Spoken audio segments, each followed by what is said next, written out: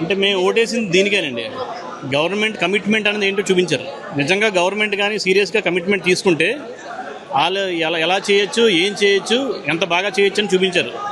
Especially young leader like Nara Lokesh గారు అంత మొత్తం టెక్నాలజీని వాడి ఎప్పటికప్పుడు కంప్లీట్ వీడియో కాల్స్ మాట్లాడి కంప్లీట్గా ఎక్కడికక్కడ అందరినీ ఎవరికి అదే పడకుండా అందరూ జాగ్రత్తగా ఉండండి, మేము 100% మీకు ఏదో ఒకటి ఏర్పాటు చేసే వరకు మీరు జాగ్రత్తగా ఉండండి అని చెప్పి అప్పటి నుంచి వీళ్ళు ఎక్కడున్నారు, ఏ హోటల్లో ఉన్నారు, వీళ్ళు ఫుడ్ ఏర్పాట్స్ కానీ అన్నీ మొత్తం శుభ్రంగా చూసి ఎయిర్పోర్ట్ ఇలా జాగ్రత్తగా రీచ్ అయిన తర్వాత ఎయిర్పోర్ట్ నుంచి చెకింగ్ అయిన తర్వాత ఇమీడియట్గా డైరెక్ట్గా Kathmandu to Vizag direct flight 2 అవర్స్లో.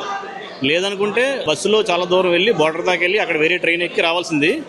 అలాంటిది విత్ ఇన్ నో టైం ఒక స్పెషల్ ఫ్లైట్ అరేంజ్ చేసి తీసుకురావడం అనేది మామూలు విషయం కాదు. అది hats off to Nara Lokesh గారు. అంత మొత్తం ఆయన కంప్లీట్ మిగతా పనులన్నీ మానుకొని దీని గురించే కూర్చొని అంత సమయం కేటాయించడం కూడా నిజంగా మేము అదృష్టంగా భావిస్తున్నాం.